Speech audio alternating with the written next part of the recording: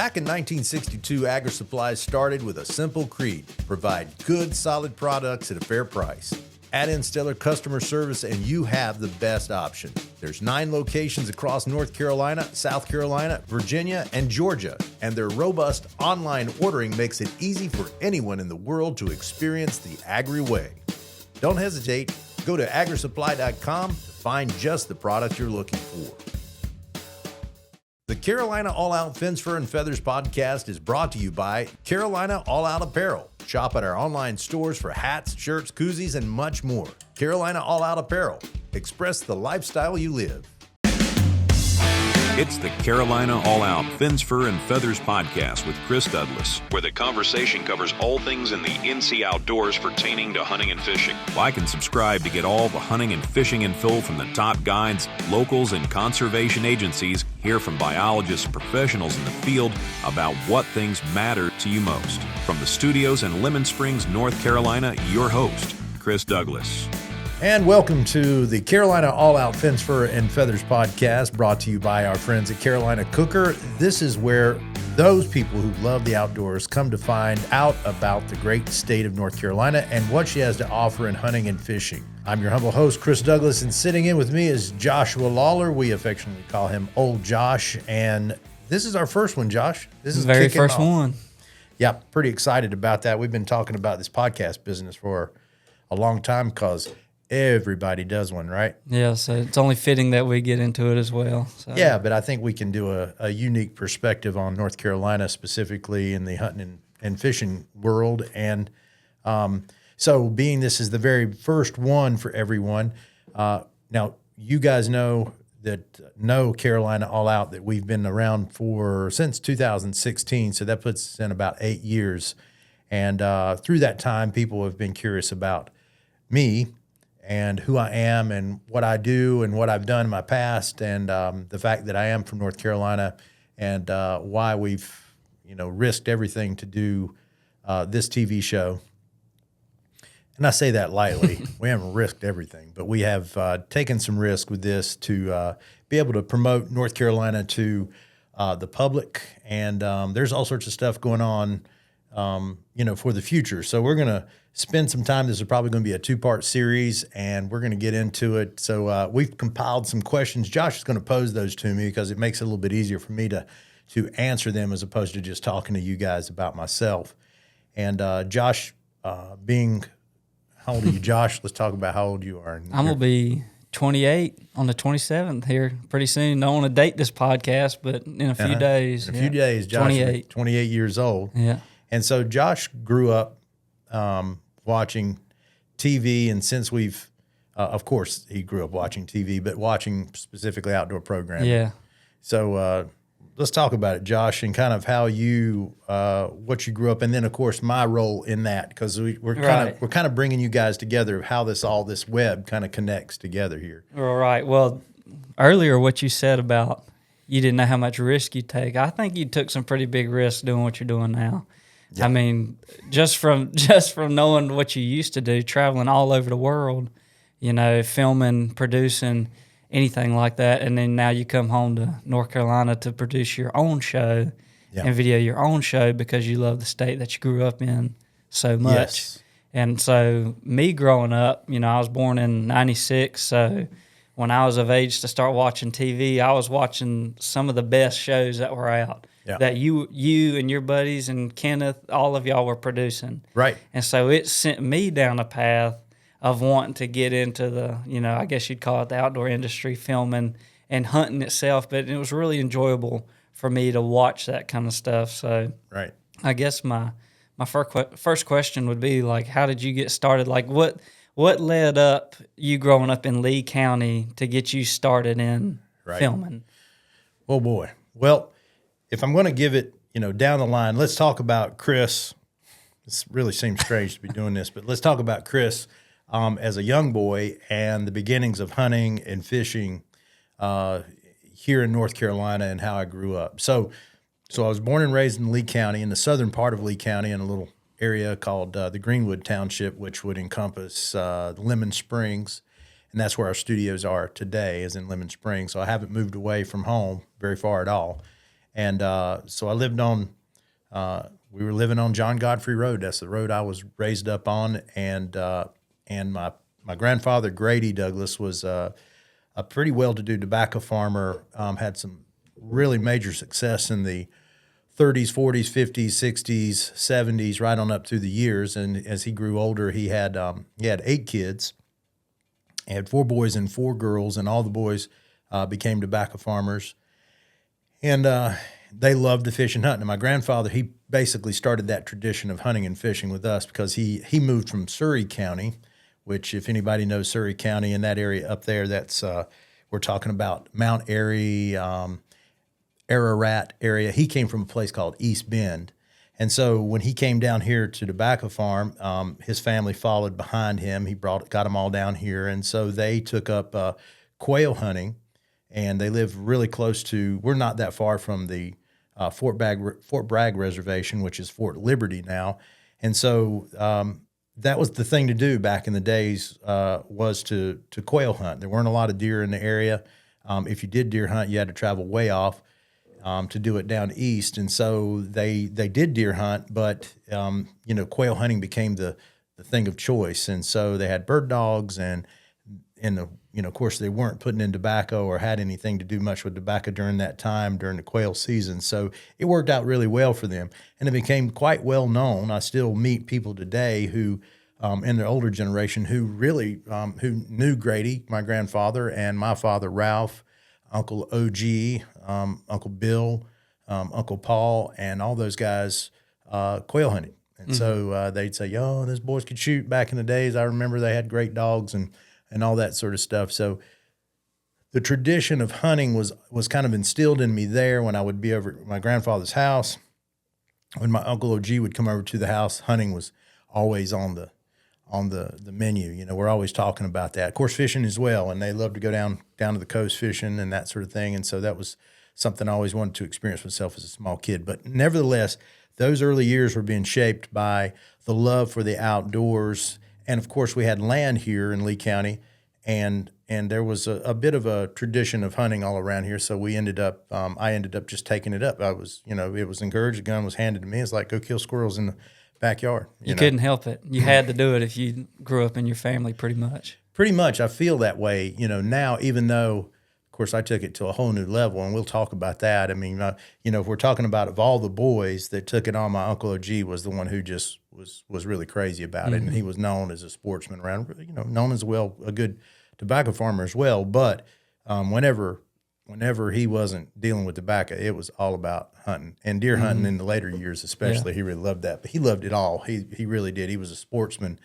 and I didn't realize just how much of a sportsman he was until later years when, talking to other people and they're telling me what's going on, what went on with OG back in the day. So I'm very fortunate to have been raised, in a hunting family, a sportsman family, but also the fact that we had the land for me to basically build my formative years. Squirrel hunting was basically what we did. Shoot a few rabbits here and there when we could, but it was more about, we didn't have deer, so deer weren't anything to speak of. I always thought that was crazy. Like you just said, it's like y'all grew up, or your grandfather and your dad grew up hunting quail, and there was no deer to speak of. And even if you saw a deer track, everyone in the town wanted to go look at it. But now there are no quail, and deer are everywhere. So it's just kind of crazy to see that shift. It did a flip for sure. Yeah, I call it the expansion of the southern deer herds. It was like nothing was going on down here in the south. I mean, there were deer, yes. I mean, I've got a deer hanging up right now in the office here. I think we've got 1938 on the date for that deer my grandfather killed. I've got another one that hung up in his in the smokehouse. It really wasn't a smokehouse; it was really a storage house, but it hung up there for years. And there's a whole story that I'll probably tell at some point in time in these, but he killed that one over there close to the Overhills, which is now owned by Fort Bragg, and there was deer there. And if you really get into the history of it, those deer were probably brought here by the Rockefellers. Mm-hmm. So that's a whole other hunting history that was close by. Whole nother story. Yeah, whole nother story. The quail hunters and the deer hunters there. I've seen old pictures of the Rockefellers with turkeys over there on that side of the thing. Right. So there's there was a lot there's a lot that's happened in North Carolina, and we have a very unique success story when it comes to our deer. And sometimes I mourn the loss of the quail. I never got to really experience it. I came up in the 70s. So in the 70s is when the quail started disappearing, more or less in that time. So through my experiences and falling in love with hunting. So, it was after school. I was a terrible student, and I didn't say that right up front to everyone. But whenever I came home, it was grab the squirrel vest, grab the shotgun, and head for the woods and not get back until dark. And, with a squirrel, without it, didn't matter. We were just, I was just going to be in there and hunting in the woods. And I did a lot of that by myself, learned a lot solo there. So, as I came up, I hit about 10 or 11. And my dad, being a pastor, and so I should probably talk about my dad for a bit. Ralph Douglas, a lot of people know him in this area, and Ralphie boy. He'd get me if he knew I called him Ralphie boy, but no, Brother Ralph. That's what a lot of people know him. Pastor Ralph, Reverend. He was and he still is. He's deeply godly man. He's a very godly man, and he, would rather follow the Lord than do anything about hunting these days, because he is, so wrapped up in the things of the Lord right now. But what he, in the time that I was coming up, he was a pastor of a church that he grew up in. It was called Macedonia at one time, and now it's New Life Fellowship. But he pastored, I don't know, maybe 8 or 10 years, and then he was called to the mission field. And of course, I was 15, 16 years old, so I had to leave to go with him to the mission field, and I went kicking and screaming. I can say that up front, but that was another change in my horizons and the way I looked at the world.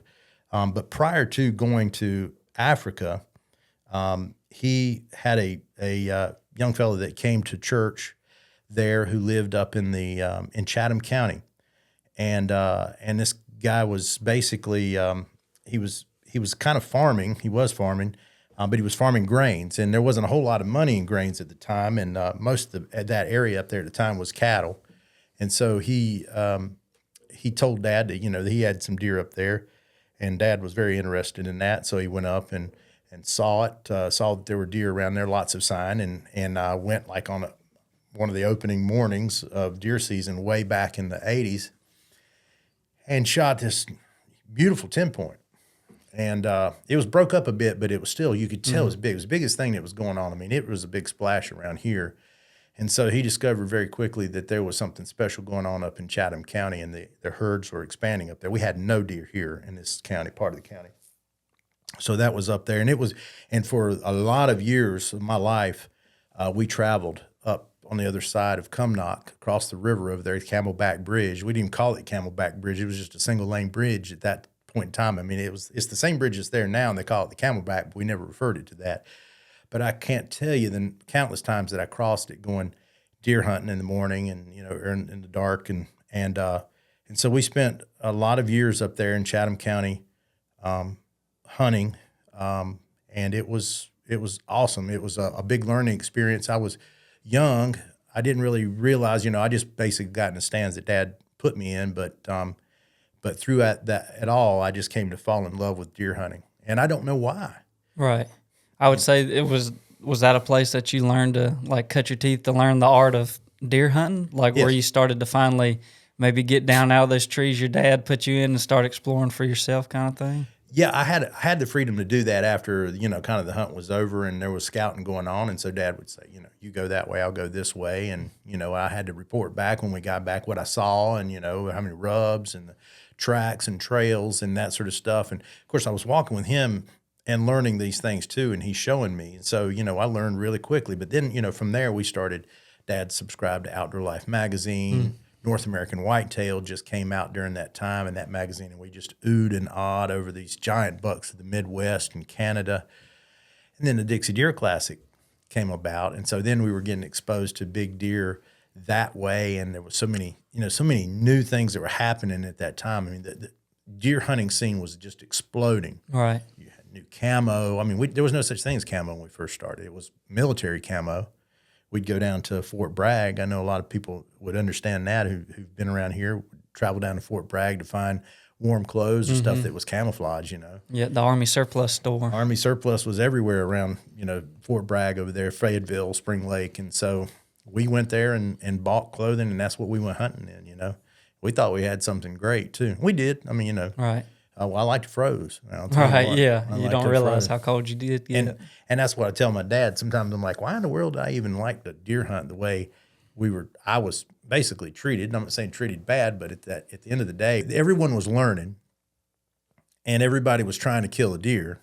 And so it wasn't like the dad who's killed, all the bucks he'd ever want to kill, and he's just all about his boy killing deer now. No, it wasn't like that. It was every man for himself, and I was the low man on the totem pole. Right. Everybody was learning it at the same time. That's right. So, and they had, obviously, I had no wheels. I wasn't old enough to drive or anything like that, so I wasn't out there trying to learn it, being able to learn it myself. So when they were hunting when I'd come home from school, I'd just go to squirrel woods because I wanted to be hunting so bad, but they would be actually, he and my uncle, my grandfather, and different ones would be up there hunting, deer hunting. And I was just, all about what they saw and what they shot and what they, what happened. That was it was just exciting. The whole thing. Fall was just an exciting time. But those sort of moments, I think, is really more about what changed or what was forming me into becoming an outdoorsman for sure. And of course, I could talk about the first deer that I took and the succession of deer from that on. And, it just became really an obsession there. It became such an obsession. I'll say this. It became such an obsession that the uncle that was most known for hunting talked to me one time about that I was a little bit obsessive over it. Oh, yeah. Yeah. Being Coming from obsessed. Right. Coming from him, and I accepted it, but at the same time, if there was anybody that knew better, it was probably him, And he told me, he said, yeah, I had opportunities to buy farms and to, expand my farming. And I didn't because I didn't want to mess up my fall hunting. Right. And he said he knew that if he took on another farm, he was going to have to work that much harder. And eventually he just felt like he was going to work himself out of something he loved, a passion that he had. And so he didn't want me to make those same mistakes and be regretting years down the road and, have only chased the deer. But, here we are. Little did he know. Little did he know. Uncle OG was great. He passed on a number of years ago, and really miss him. It'd been fun to let him see what's going on now. He did get a chance to see that I was traveling and all that stuff before he passed away, so it was a proud moment. But through it all, yes. After growing up and I turned about 16 years old, and we left to go to the mission field, and being in Africa broadened my horizons. I got a chance to see safari. Got the chance to see the big five. I got a chance to hunt there while I was there. Killed an impala and a warthog, and Dad killed a really nice kudu, which I have in the office there as well. And he was a 50-inch kudu, which is was the Valhalla of everything there. During that time, I was introduced. We got the first VHS camcorder, if you will. So I guess you could say right there is where it all kind of came together. He bought that so we could record our. What y'all were doing and stuff like that. Right. And so, a lot of his ministry and things like that. So I was kind of running the camera and learning it. And, I'd say I'd had maybe a medium interest in it. But as time went on, I got to, understanding and learning more about shot composition and that sort of thing. But there was no formal training or anything like that. We were just there doing it. But we shot a lot of photos, which you learn a lot about composition there. And we ended up, I ended up just, kind of understanding video a little bit more and watching TV and understanding, trying to understand what was going on there and where these angles came from and that sort of stuff. So you could say that would be the formative kind of things for the video side of it. So at any rate, I won't get into all the details of Africa. I stayed there a little over a year and we came back. And when we got back, I enrolled back in high school. I was gone my junior year, so I had the senior year to do. Right. And I remember now I'm a terrible student, so that wasn't going back to school was great because I was socially I had no problems there. But when it came to actually doing things in school, I didn't really care that much about it. But nevertheless, here we are back in the late 80s. I graduated in 90, and a buddy of mine who I knew before I left, he and Jeff Bryan, I can say Jeff's name. Jeff's still a good friend of mine. And he brought over a video called Bow Hunting October Whitetails. Okay. All right. I don't know if you remember that video. I don't know No, if you ever saw I that. think a lot of people know about that. Right, Yeah. right. So it was the Blas brothers and the Wenzel brothers, and they were going to Montana, somewhere up there in Montana. I don't know if it was Powder River or Milk River, wherever they were going, but they were shooting really nice deer with bows, and a lot of them, they were instinctive. The Wenzel shot recurves. Mm-hmm. The Blas brothers shot more compounds, but they really weren't sighted. I think they were more or less instinctive as well. Finger shooter compound. Finger shooter, Yeah. right. Yeah, everybody, I don't even know if there was a release No around. release is even out Yeah, yet. I'm dating myself there. There was a producer, his name was Gene Beetlespacher or Beetlespacher. I'm saying that name. If anybody's out there listening, they might remember that name. Who Gene went on to produce Buckmasters TV series with Jackie Bushman. But Gene didn't shoot so much. He was videoing is what he was doing. And so, if I look back at this video now, it was, the music, the edits and everything like that, but that was all straight up linear back then. So, But to me, there's something special about that kind of stuff too. It's like to me, the retro stuff is the stuff that happened in the 2000s, but it still makes me feel a good way to watch that kind of stuff. It just takes you back to that time. yeah, it does. I can look at it now and It's a little corny now, but still, it's still fun to watch. oh yeah, they were cutting edge, because you got to remember, this is the first time that you got a chance to see an arrow in slow motion. And I say that, and I mean this. I remember watching it for the first time, and that arrow I don't remember whose bow it came out of, but this deer walked next to a fence or something like that, and it was a nice buck, bigger than anything I'd ever shot before, and that was obviously intriguing. Nothing, if I looked at it now, it's probably, 130 or something like that, but to watch that arrow lift and you can see the blurry, because we're talking about standard def, we're talking about 30 frames per second, but slowed down, you're watching this blurry white thing spin down to him, go above the deer, Come back down. and come back down and connect. And that was just like The mystical flight. the mystical flight of the arrow. It was our good buddy Ted Nugent Yeah. coined that phrase. Or maybe Fred Bear did, possibly, one of the two. Yeah. But that was what had just tripped my trigger. I just remember it. And so did you just think did you put two and two together where you said it's like, well, I'm obviously crazy about hunting and this could be my avenue to get in to do that for the rest of my life? Or did you just think that video was cool and you wanted to do that sort of thing? I thought it was cool and I wanted to do it.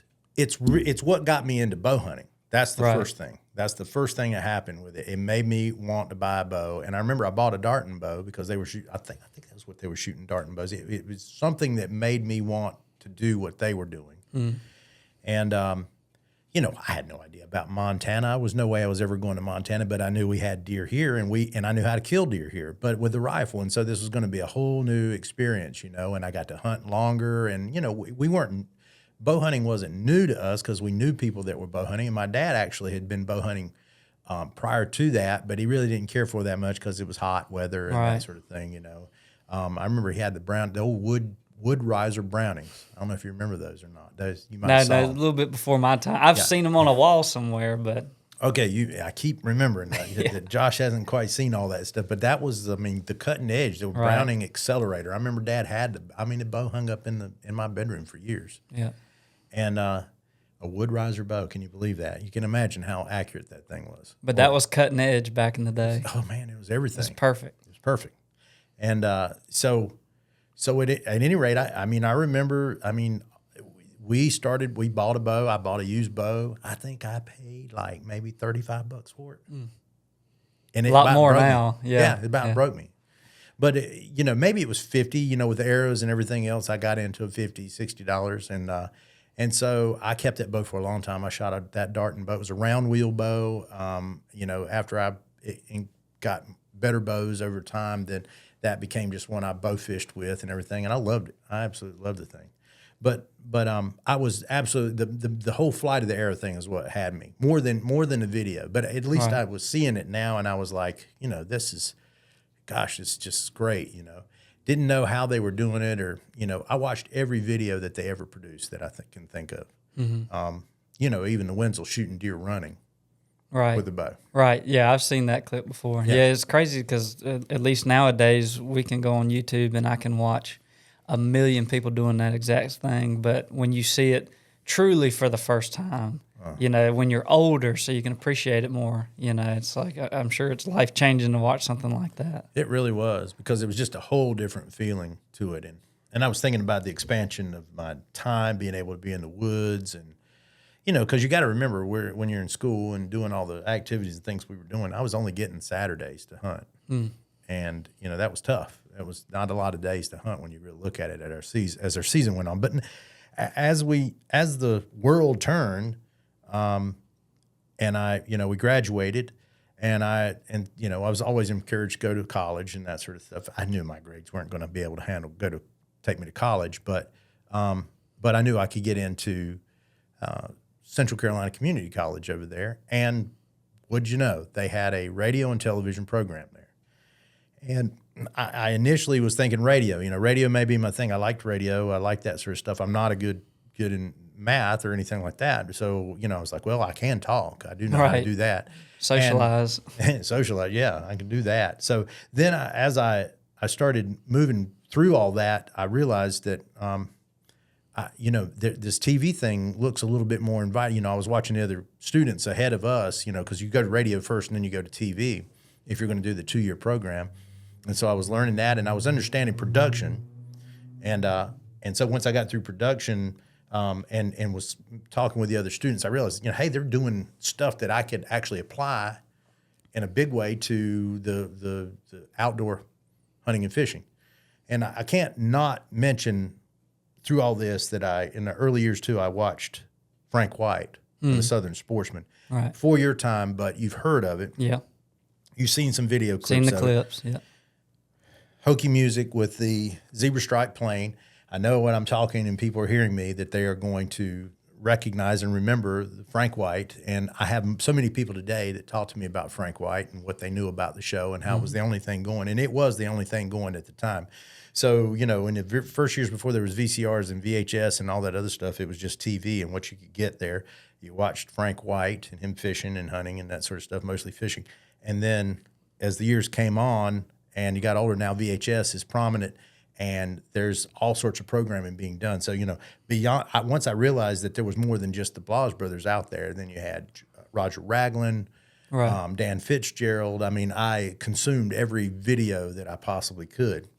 Literally right there at the start of all of this. Would you say it like all kind of kicked up at one time? All this outdoor television was coming through right when you were trying to get through school, or, that sort of time period? Well, okay, when I went to, if I'm jumping through, once I got through the TV program, the radio and TV program, I took an internship in Knoxville, Tennessee. And when I got there, there was a video store down the road, and it had also, but I was already on my plan to do that. But what I recognized then is that someone had a satellite and Outdoor Channel was there. And, Gotcha. and if we're talking about Outdoor Channel, if you ever saw Outdoor Channel in its early years, it was nothing there. Right. I mean, there was mostly gold mining show there. There was Gold Fever. Gold Fever, yeah. I remember that show. Go. Yeah, they had like an hour and a half long, I don't know what kind of time period, that time slot they had, but it was like at least an hour long, even in my day when I was watching it. So let's see, what year were you born? 96. 96. So it'd been the 2000s I was watching it. Right, 2000. So that was still going. So, when I first saw the Outdoor Channel for the first time, it was it had been 94, 95. Right. I mean, it was so fledgling. It was just a little bit of programming on there. And I don't even recall if they had anything of value for big game hunting or anything, deer hunting or anything like that. It was just called Outdoor Channel. But, I thought, think about this. I'm sitting here working in this field. I'm doing an internship as a trained production person and video, and now I see a whole channel dedicated to the outdoors, and I'm just thinking to myself, man, Right. I can get in. This is open to me. This is the world is open, and just like you said, there's all we had before was, well, the Drurys were still on VHS at that time. Right. They had just kind of got their stuff cranked up. I just can't really imagine that. Like, it's just hard for me to imagine, I guess because I can consume all that I can watch, but to literally have to, only have one or two shows that, come on a certain channel and then you watch, I can't imagine what that, must do to you back then. Gave me hope, I guess. Right. But at the same time, it was so far away. Right. Unattainable almost. Yeah. Well, so if we're watching the video, so we had, in my local right here in Broadway had people that listen to this might be from Sanford or knew Broadway or know where Broadway is, and there was a video store there, and the gal had a lot of videos there, and I watched every one of them, some many times over. Because you'd see one that said it has 6 kills on it. Mm. Oh, I was on that, but I wanted bow hunting though. That was what I wanted. So that's where I got to introduce to Dan Fitzgerald. I was introduced to Tom Miranda. Right. Because he was a bow hunter back in the day. I was introduced to, of course, the Real Tree. I can't remember when Monster Bucks 1 came out. I can't remember. Yeah. It was in the late 90s, I think. The Monster Bucks videos I was watching had a lot of X's and, right. So it was way down through there. We were down there like 20-something. It was the I and the I. Right, the 1, 2, and 3. Yeah, I remember those videos. And, there was that was just a magical time because there was so much happening in the outdoor industry. It was just a time where there was so much growth. And I'm very privileged to have been a part of all that sort of stuff. Right. So, I'm watching people that I got to work with people that I admired and watched in my formative years. That's how close I was to it. I'd watched, I watched, well, just take the Drurys, for instance. Mark and Terry, huge, great look up to those guys. Because, they really wanted to tell a story. You can find that in their videos as they came up before they ever got on TV. And I truly remember this, I was at the ATA show. I'm trying to think where we were. Can't remember what state. It might have been Nashville. I think it was Nashville. ATA was at. I'd have to look back to where that was. But anyway, we're walking around because I'm working with, this is in 2001. Mark and Terry hadn't made that switch over yet. Mm-hmm. This video was still there. Right. And still prominent. And we just we were stopped at a booth, and you could go to a booth at one of these shows, and there they were. You could walk right up to them and talk to them. And so obviously I'm pretty excited because I get to meet Mark and Terry Drury, and Mark specifically, and he's standing there, and we're talking, and we had some video that we'd been shooting because I had already started this deal, and I'm jumping ahead of myself, but I'll mention the name Skip Valentine, and we'll go back to it because that's going to get a lot of attention from a lot of people. It's a big name there. Yeah, name, and a guy that's you're talking about North Carolina. You can't deny whatever you think of my good buddy Skip. He has been a part of the hunting scene in North Carolina for a long time. But that was when Terry was on the fence about if he was going to make the step into the outdoor channel because the top dog at the time was TNN Outdoors. Now, I have heard of that before. Right. So let's not back up. I'll tell you what we'll do. Let's go to a break because we've been up here for 35 minutes. I don't want to bore everybody with everything. Let's go to a break. When we come back, Josh is going to keep posing these questions. And I'm going to keep answering because I'm getting kind of in a feverish pitch, and I want to make sure that I get these things covered so you'll know a little bit more about me. You're listening to the Carolina All Out Fins, Fur, and Feathers podcast. We'll be right back. You are in too deep with nowhere else to go. Keeping up with Carolina All Out is easy. Check us out on Facebook and Instagram. Like and follow to keep up with the All Out crew and our friends with posts, stories, and reels that will inspire you to get outdoors. There's some things in life that just makes you feel good when you see it. And something cooking in an old black cast iron skillet does it for me. There's nothing like it. And if it does it for you, then my friends over at Carolina Cookery have just the equipment you need for outdoor cooking, camping, kitchen accessories, and food processing. Check out carolinacooker.com to order from their huge selection and also find a store near you that carries the brand born in the Carolinas. Carolina Cooker, tools, cooks, legends, you create the tradition. And we're back. Carolina All Out Fins, Fur, and Feathers podcast. I am your host, Chris Douglas, and I'm getting asked a bunch of questions here by my sidekick and very important person in the Carolina All Out scheme of things, Josh Lawler, Ole Josh. And old Chris. Chris. Just started adding that to the front of our names. That's how we talk on the phone every day. Yeah. Might as well. Old Josh, old Chris. Yeah, and it's funny how you come up with these things, and we'll have to talk about that story there, but it's a lot of fun. So while we were on a break, you were asking me a question. You said you want to circle back to that. So go fire it off at me. Yeah, so you finish up with school. Yep. In video production, I would say, or video and Radio television. radio television. Yep. Okay. And it was radio television broadcasting. Right. Yeah, broadcasting. Yep. Right. And so then you do your internship in Knoxville, at Knoxville. WBIR, Knoxville, Right. Tennessee. And so where did you, I guess, where did you start putting that degree to use? When were you like, okay, I'm going to make a run at this? So when I got done with this internship, I'd actually contracted there in Knoxville for the station and for some other things. They had a cable channel going on at the time, and I got some work there and that sort of thing. But I didn't think, and I got involved with the church there, and I was, got to know a lot of people and great people, man, fantastic people in Knoxville. And so from there, I said, well, probably, of course, I'm dating G. Mm-hmm. G Old G. She and I are we I'm committed. I'm going to get married, and so I wasn't going to we thought about maybe that we'd get married back home and then we'd move to Knoxville. I thought maybe that might be where it all ends up. There was a lot going on over there at that time, and I was kind of broke into that scene there. But the way the Lord works, I ended up traveling back to North Carolina, and I got involved there, and I said, well, this is what I'm going to do. So it wasn't long after I got back, I'd committed. I said, let's get married. So we got married, and we moved in right behind Mom and Dad. And so from there, I was I needed to make money, and her father's a contractor, Brother Ricky. I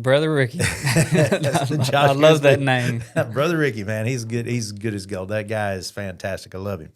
And he's really been, outside of my father, he's been a great father figure to me. And I've been blessed to have two great fathers in spiritual and work ethic and everything else. But anyway, Ricky, I went to work for Ricky, and I with the intention to do video. But it was just, hard break. You got to have equipment. You got to remember, getting equipment back then was a whole lot. I took a loan out. Yeah. I had to take a loan out to get the equipment that I got. Yeah, it's amazing what our phones will shoot now compared to, what a $50,000 camera cost back then. Man, I just can't even imagine. But that's the truth. I mean, what I ended up with, we were shooting old SVHS. I had a Panasonic Super Cam. Gosh, I can't remember what that thing cost. It was like $10,000 back then. So that would be equivalent, maybe 35 or 40. Right. And so anyway, I got that. I got all the peripherals with it and that sort of stuff. And I put myself out there for production. And I got picked up by a couple of different production houses, and they used me as a freelancer. And so when I wasn't working, I worked at Saturdays for weddings. I shot furniture. Weddings. Yeah, I was young. I needed the money. That's what we say. It's like, that's just funny coming from me. It's like that's just what you do. That's right. It's just what you do. It's because the money is there, and they happen every weekend all over the world. So it's always something you can shoot when you're getting started. You know it. It's a needed part of our industry, right? Because people want to record those special moments there. And I'm just going to tell you, I love the civility of marriage. I think it's needed. I think we've blown it up. I'm giving an opinion here. I think it's over the top now. And one person trying to outdo the other in their weddings and things like that. And recently, you've seen all this sort of stuff, and it's just unreal. But I'd rather shoot a charging elephant. I can agree with you. Yeah. and be in the pressure of that moment than to be under the pressure of doing a wedding with a emotional group of people. It's really hard. People will never understand. No. They don't do it. They'll never understand.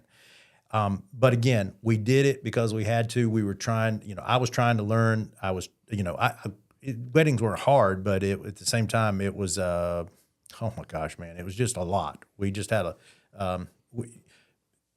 we just did what we had to do. And along the way, we were making money. I shot, man, there's so many different little gigs that I got. I remember getting picked up by Coppers, which was they make, they're like a CSX, or they work along with CSX, which is railroads. And they had this new product that they needed recorded or documented. And so they found me somehow or another, and they hired me, and they put me up in a hotel in like Hickory, North Carolina, and they were putting in this thing. So I had to be there at the first thing. And those things were fantastic. I mean, I absolutely loved it. It was outdoors. Absolutely loved it because, I felt like I was actually being a part of something that was going to be great, because this is the thing that you see now everywhere on every railroad crossing where a highway crosses. This component is there that they have in there. So anyway, they had that going on. I did a documentary out. I went to India. Yeah. Traveled to India for a month and saw, all of that. So you got to, the way I'm looking at it now is I was just getting these different types of experiences that were leading up to that moment that I get the call up to go to. Now, you got to remember now, I'm hunting still, and I'm still envisioning myself, but I haven't really been shooting. It's not like, Chris was the guy who had all these little videos of him up in the tree stand stuff. There was no self-filming back then. There was no vlog style YouTube, It was just all you doing work to, make ends meet so you could go do that kind of thing. That's right.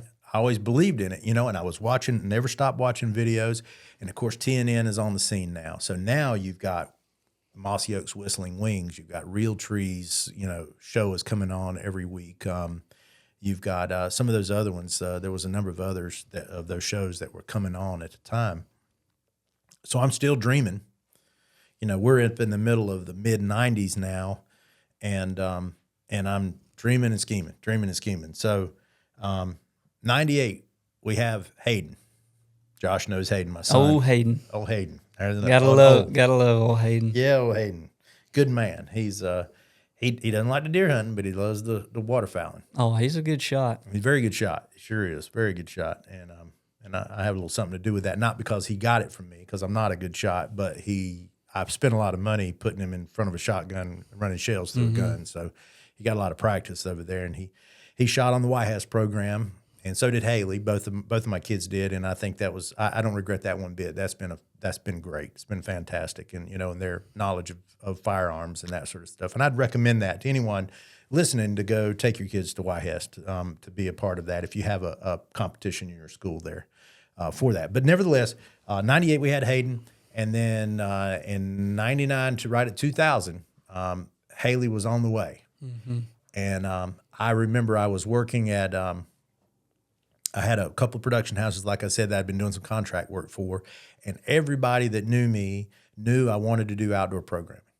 Everybody that talked to me, they knew what made me tick. And it was like, yeah, Chris is a big adventure guy and wants to do the whole outdoor programming thing. So anyway, I had a friend of mine, Rick Gunner, called me up one day, and he said, "Hey man," he said, I was over at a camera place having a camera worked on, and he said, and I was talking to a guy, and he said that he had just sold a bunch of equipment to someone, and he was starting up an outdoor TV show.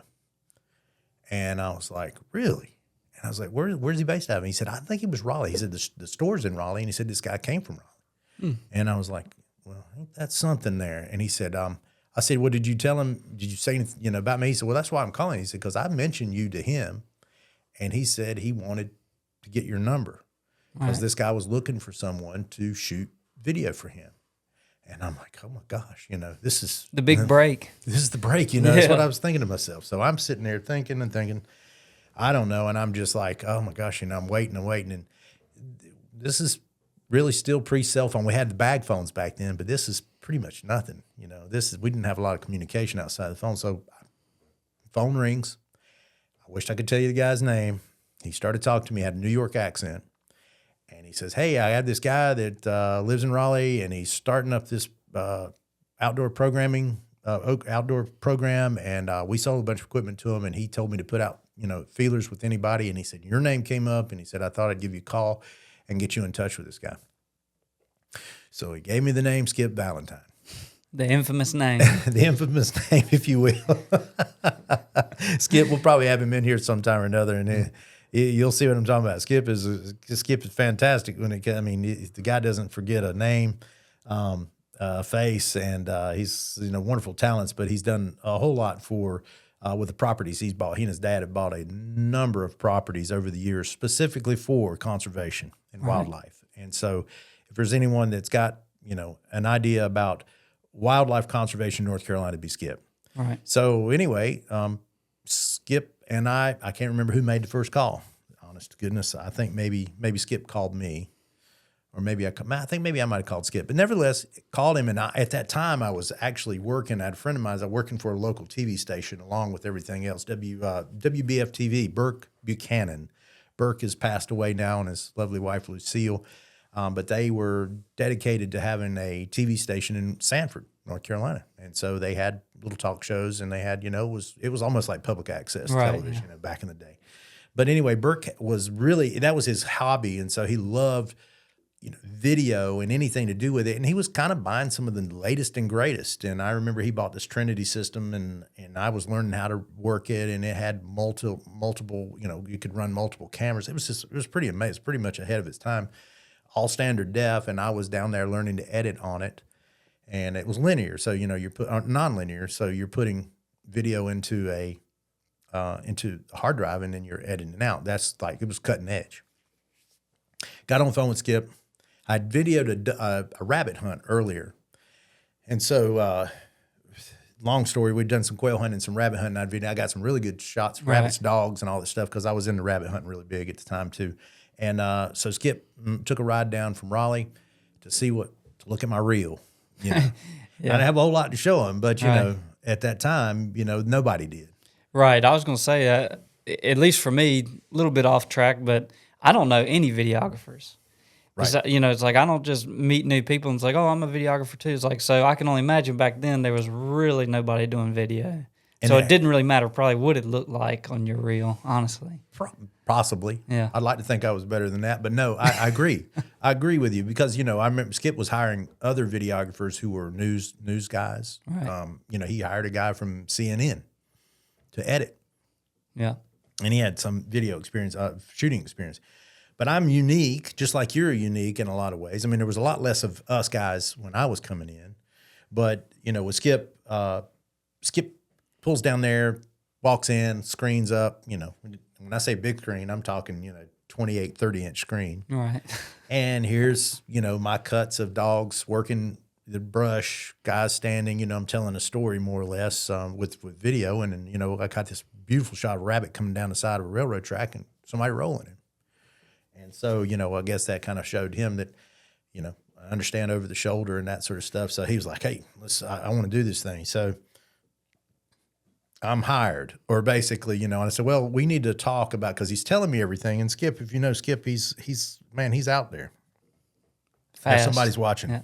Somebody's listening now and chuckling. Right. Because I know him. Yeah. But, he's out there and he's talking about, traveling to New Mexico first thing for antelope and then heading over to elk hunt and the Gila. And, he's mentioning things that I really don't know a whole lot about. I know the West, I know antelope, I know elk and that sort of stuff. I've never hunted any of that sort of thing. They're dreams of mine, but he's naming these places that are supposed to be the best. And that was a learning experience for me. If you say Gila to me now, obviously we know what the Gila is. It's one of the top places in New Mexico, really in the elk world to hunt when it comes to public land. Now, was he trying to make a break onto the outdoor channel, or what was the show he was trying to do? So Skip had been introduced to Wayne Pearson. He had been down hunting whitetails in Mexico. I can't remember exactly why he ended up down there, and he ended up in the same place, but he got a chance to kind of do some guiding, more or less on camera with Wayne. Mm-hmm. And so he kind of saw the process, and Skip had the means because of Val, his father's wealth. And so anyway, that ended up being that they were, potentially going to buy the Ultimate Outdoors, and Skip would have become the new host of it, and then went on from there.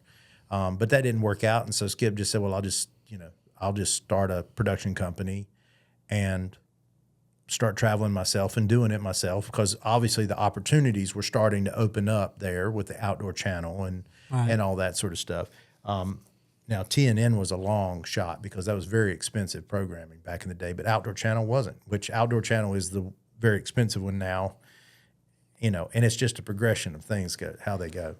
But from there, so I remember having to telling my wife, G, that, an opportunity's come and that he wants to meet her and wants to talk to her about what's going on, and all that sort of stuff. So we did the game, and we went to Raleigh and met Skip at a Mexican restaurant up there somewhere or another. I can't remember which one.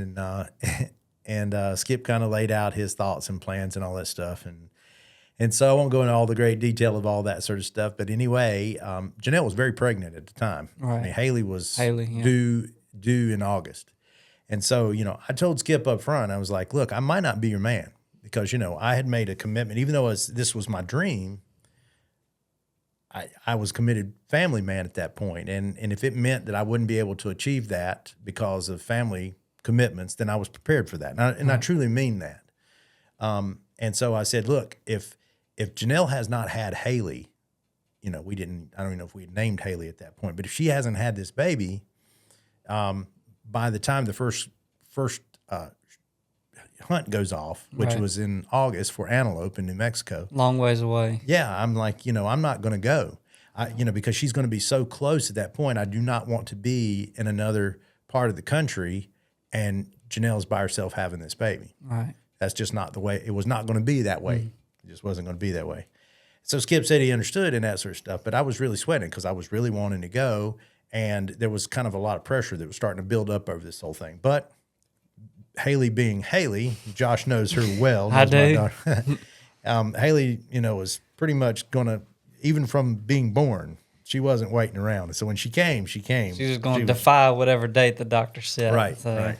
So she came early, just a few weeks, but she was well in the 95th percentile as far as her head was concerned. So she was full grown. Right. She was I don't know who had the dates wrong, but anyway, she came when she came.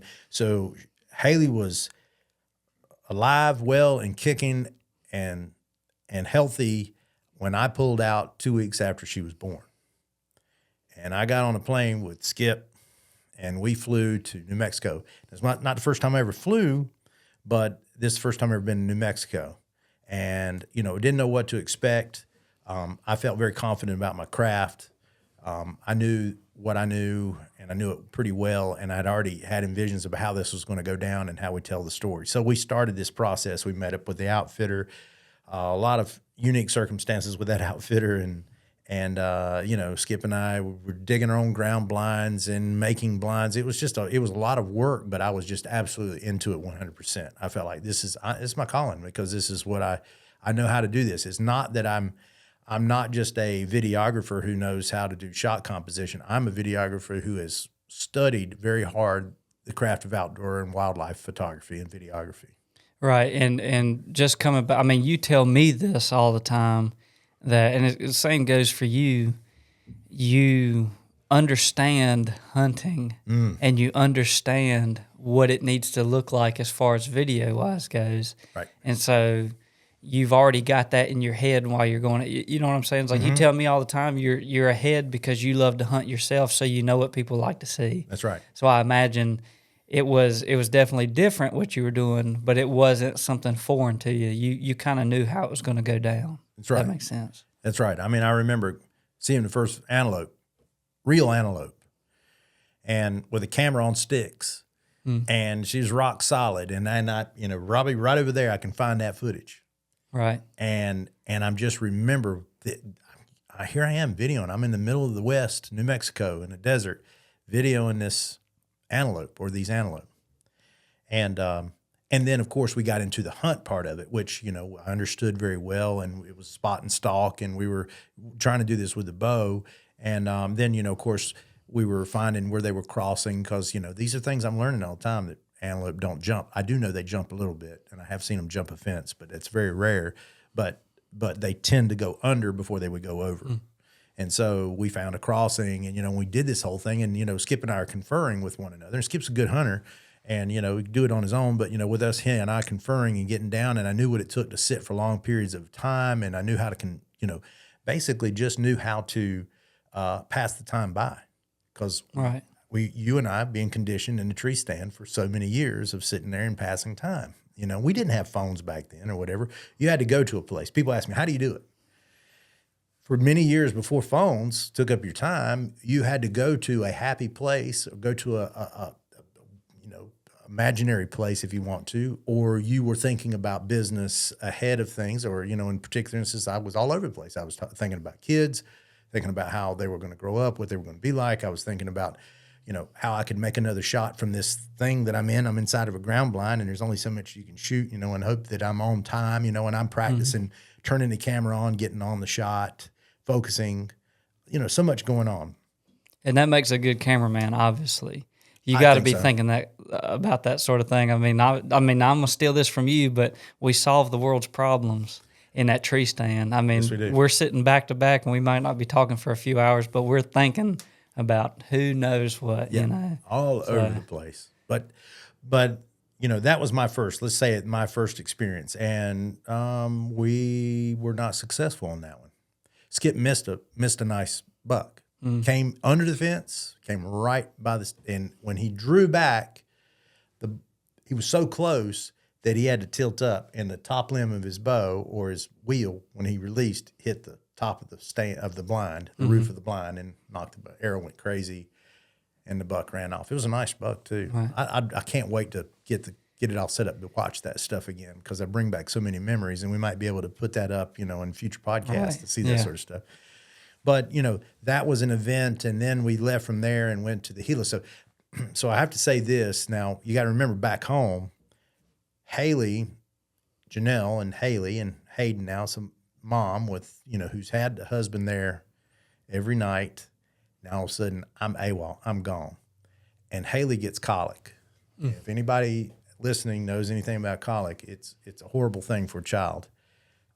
Never any satisfaction, always in pain. And, this is all dealing with the gut here that she was having trouble with. And Janelle was up for sleepless nights with no help. Now, her mother was there. My mother, she did have a support group, but still it means it's not as good as it was if I would have been there. Right. So there wasn't a lot of communication, ability to communicate. So there was a period of time there she hadn't even heard from me for a number of days. And so when I came back, it was bad because she was completely deprived of sleep. Haley was loud. I mean, Haley could scream loud. And, she pretty much handed her to me and went and got in the bed. And she was not happy with me at that point. And that was a lot of pressure on the situation, because I felt like, hey, this is my opportunity. It's what I've been waiting for all this time. And I may have to give this up, because if this child is not going to get any better and there's not going to be any more peace, I've got to be there, because I committed to have children, and I want to have children and that sort of thing. So I guess you could say I keep bringing that up because I want people to understand that this is extremely important to me, to be able to promote the outdoors. But I really, and I was away from my family a lot. And those are hard. Those are hard times. And I'm not saying that it's for everyone. It worked out. I had a fantastic wife who really understood. And over a period of time, things got better, and she got more used to obviously handling day-to-day business by herself with the kids and that sort of stuff. And it became a way of life. It became a steady stream of money coming in at a craft that I was really good at. Right. I knew I wasn't going to be good at being a banker. And I know the money that I was making there through this whole time was been very hard to have made someplace else. So anyway, that's what it basically became. And from there, I spent a year on the road with Skip, and I experienced some amazing stuff.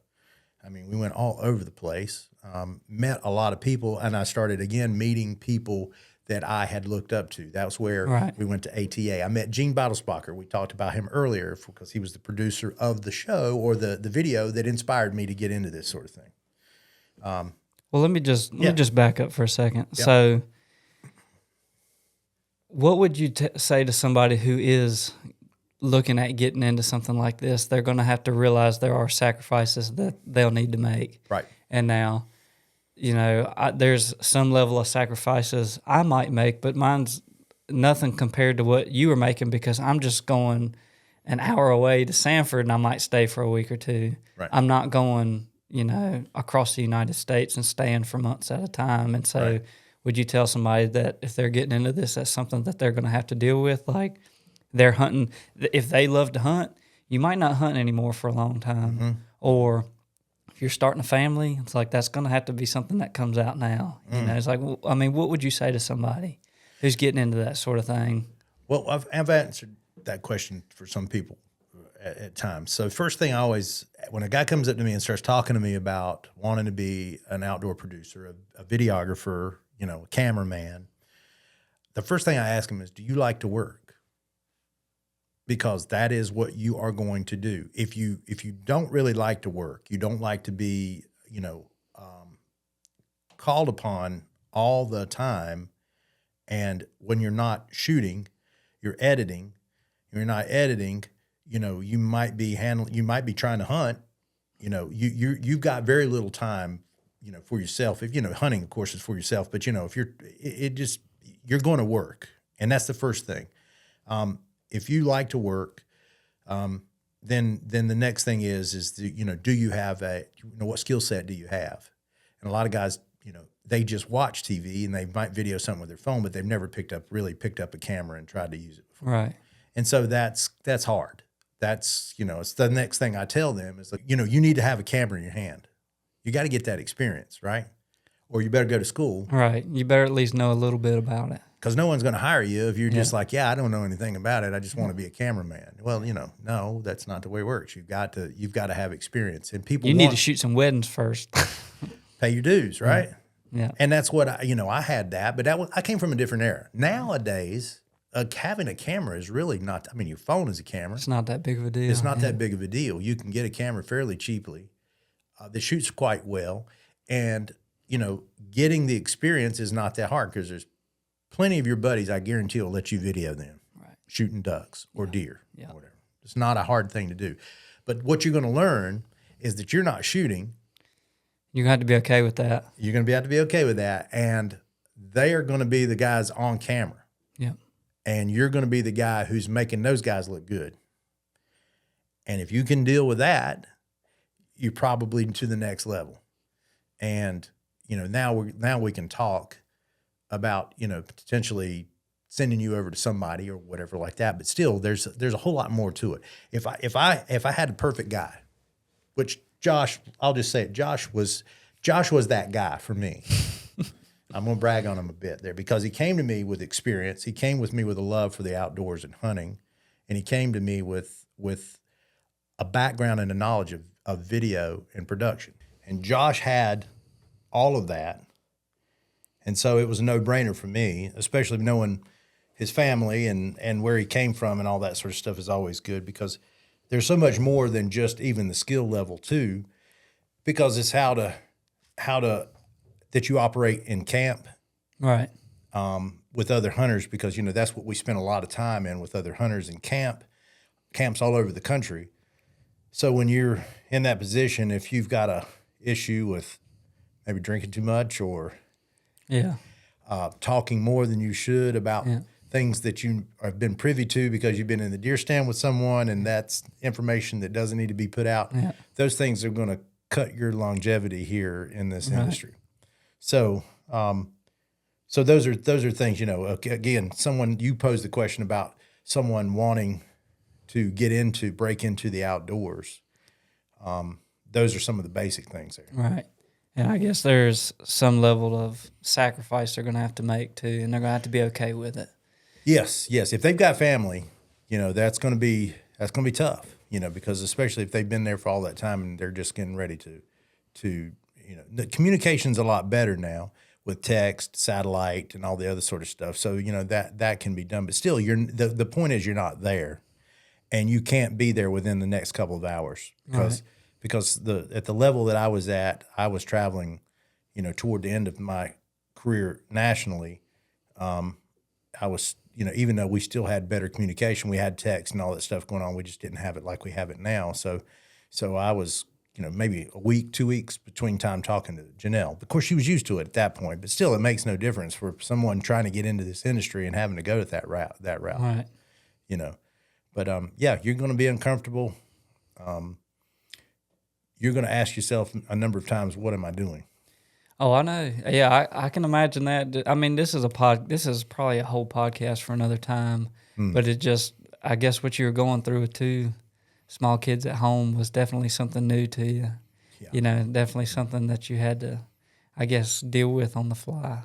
Yeah. It was a learning experience because I loved them. I mean, that if there was a question that came to me, how I did it.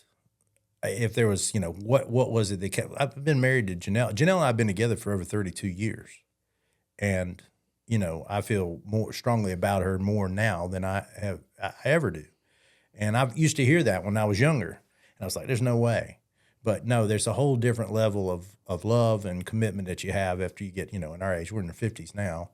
And so this industry is not kind to families and to marriages. There's tons of divorce throughout this industry, and it's because guys have gone after not the almighty dollar so much, but they've gone after their passion of hunting and fishing, if you will, whatever else it is that drives them, and so they've lost families over this, and it's sad, but it is the reality of it all. And so for me, what I did and what I tell people to do and how I handled it was my heart grew fonder in the absence.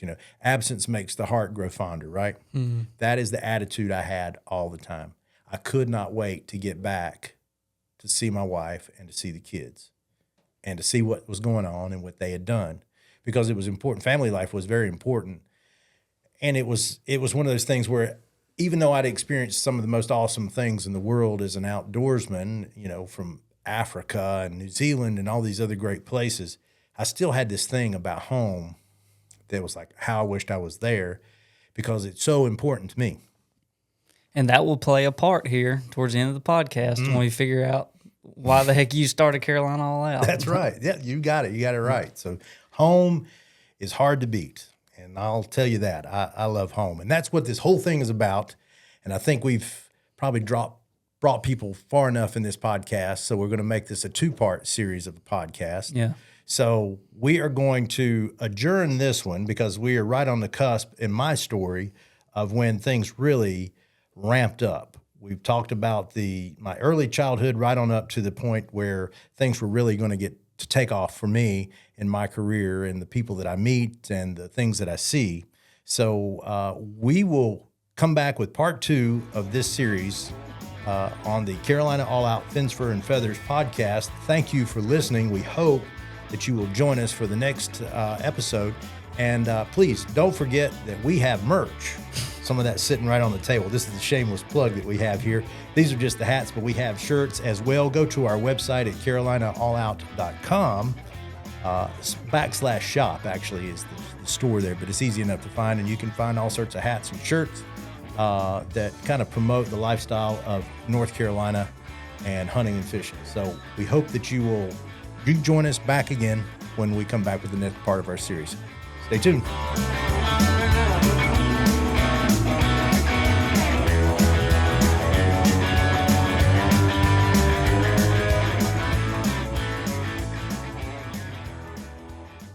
When I was a kid growing up on the farm in little old Lee County, periodically and usually in the fall after selling tobacco or in the early spring when it was time to start breaking ground, my family would make a trip to what seemed like a faraway place called AgriSupply.